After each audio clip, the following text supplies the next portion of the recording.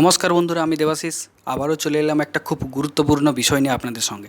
বন্ধুরা, আজ 7ই মে আজ থেকে কিন্তু ভারত সরকার একটা যুদ্ধকালীন এমার্জেন্সি ডিক্লেয়ার করে দিয়েছে এবং সেই সঙ্গে ভারতের বিভিন্ন জায়গায় মক ড্রিল লিস্টও পাবলিশ করে দিয়েছে। বন্ধুরা, আজকের এই ভিডিওতে আমি আলোচনা করার চেষ্টা করব এই মক ড্রিল লিস্ট কী এবং এই মক ড্রিল চলাকালীন আমাদের কী ধরনের সতর্কতা অবলম্বন করতে হবে এবং এই মক ড্রিল লিস্টে আমাদের ওয়েস্ট বেঙ্গলে কোন কোন এরিয়া বা কোন কোন জেলাগুলো আছে, আজকের এই সমস্ত বিষয়গুলো নিয়ে সঠিকভাবে আলোচনা করার চেষ্টা করব। বন্ধুরা, ভিডিওর শুরুতেই প্রথমে বলে রাখি যে আপনাদের প্যানিক হওয়ার কোনো ব্যাপার নেই। মক ড্রিল হলো একটা নর্মাল জিনিস, যেটা হলো শুধুমাত্র গভর্নমেন্টের ইনস্ট্রাকশানকে আমাদেরকে ফলো করা। তো আমাদের ওয়েস্ট বেঙ্গলে বাঁকুড়া এবং পুরুলিয়া জেলা ছাড়া ম্যাক্সিমাম সমস্ত জেলাতেই কিন্তু মক ড্রিল লিস্ট পাবলিশ করা হয়েছে।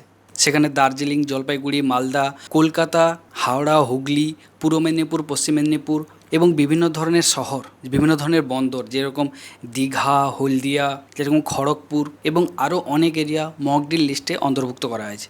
বন্ধুরা, মক ড্রিলে এই এরিয়া বা এই জায়গাগুলো আইডেন্টিফাই করা হয়। শত্রুরা ওই সমস্ত জায়গায় কোনো না কোনোভাবে অ্যাটাক করতে পারে। তো প্রথমেই বলে রাখি, শত্রুদের প্রথম টার্গেট হবে দেশের ইনফ্রাস্ট্রাকচারকে নষ্ট করা, যেরকম হতে পারে বড় বড় কলকারখানা বা প্ল্যান্ট, বিভিন্ন প্রোডাক্ট ম্যানুফ্যাকচার কোম্পানি, বড় বড় rail station, metro city, airport এবং ডিফেন্স ক্যাম্প এবং তার সঙ্গে ছোটোখাটো ব্রিজ এবং হাইলি পপুলেটেড এরিয়া। বন্ধুরা, ভগবান না করুক আমাদের এইরকম কোনো একটা এমার্জেন্সি সিচুয়েশান আসুক। বন্ধুরা, তবুও আমি আপনাদেরকে বলবো এমার্জেন্সি সিচুয়েশানে কোন কোন জিনিসগুলোকে আপনাদেরকে ফলো করতে হবে বা মেনে চলতে হবে। সর্বপ্রথম যেটা আমাদেরকে করণীয় করা উচিত, মোবাইল নেটওয়ার্ক বা কোনো টেলিকম লাইন বন্ধ করে দেওয়া। যদি শত্রুপক্ষ আকাশপথে বা বায়ুপথে আমাদেরকে আক্রমণ করে, তো প্রথমে তারা সিগন্যাল কিংবা নেটওয়ার্ক দেখে আইডেন্টিফাই করতে পারে কোনো এরিয়াকে। তো প্রথমেই আমাদের কাজ করতে হবে মোবাইলটাকে ফ্লাইট মোড করে দেওয়া এবং কোনো ধরনের টেলিকম বা ইলেকট্রনিক্স জিনিস না চালিয়ে রাখা, সেগুলোকে সব বন্ধ করে দেওয়া।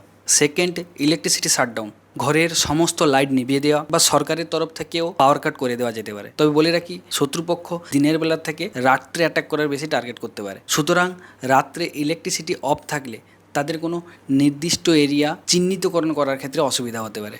আপাতকালীন পরিস্থিতিতে আমাদেরকে যে সমস্ত জিনিসগুলো মেনে চলতে হবে সেগুলো হচ্ছে যে ঘরের সমস্ত দরজা জানলা আমাদেরকে বন্ধ রাখতে হবে এবং সাইরেন বাজার সঙ্গে সঙ্গে আমাদেরকে কিন্তু নির্দিষ্ট কোনো সেফ জায়গায় চলে যেতে হবে। সেটা ঘরের মধ্যে কোনো দেওয়ালের নিচে হোক, কোনো খাটের নিচে হোক বা কোনো টেবিলের নিচে হোক, সেখানে গিয়ে আমাদেরকে নিজেদেরকে বাঁচাতে হবে। যেখানে দীর্ঘদিন ইলেকট্রিসিটি নাও থাকতে পারে, তাই আমাদেরকে পাওয়ার ব্যাঙ্ক বা কোনো ব্যাকআপ প্ল্যান আমাদেরকে ভেবে রাখতে হবে। তো সেক্ষেত্রে বেটার হবে যে আমরা কিছু সংখ্যক বা বেশি করে মোমবাতি বা ক্যান্ডেল আমরা রেখে দিতে পারি এবং এমার্জেন্সি সিচুয়েশানে আমাদের নেটওয়ার্ক কিংবা অনলাইন ট্রানজ্যাকশানও বন্ধ হয়ে যেতে পারে, তাই আমাদেরকে লিকুইড বা ক্যাশ বেশি করে রাখতে হতে পারে।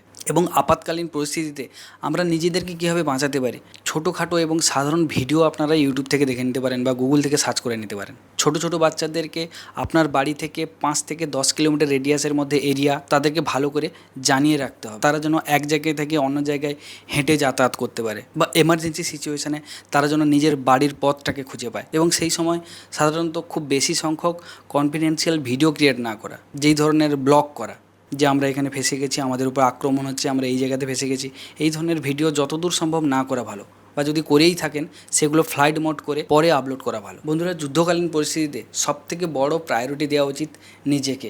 আপনি নিজেকে কীভাবে বাঁচাবেন। তো বন্ধুরা, আবারও বলবো, আপনাদের প্যানিক হওয়ার কোনো দরকার নেই। আমাদের শুধুমাত্র কাজ হবে বেসিক প্রোটোকলগুলোকে ফলো করা এবং অ্যাজ ইট ইজ গভর্নমেন্টের ইনস্ট্রাকশন মেনে চলা। বন্ধুরা, আপনারা প্যানিক হবেন না বা ভয় পাবেন না। বন্ধুরা, খুব তাড়াতাড়ি দেখা হচ্ছে আবার অন্য কোনো একটা এমার্জেন্সি আপডেট নিয়ে। সবাই ভালো থাকবেন, ধন্যবাদ।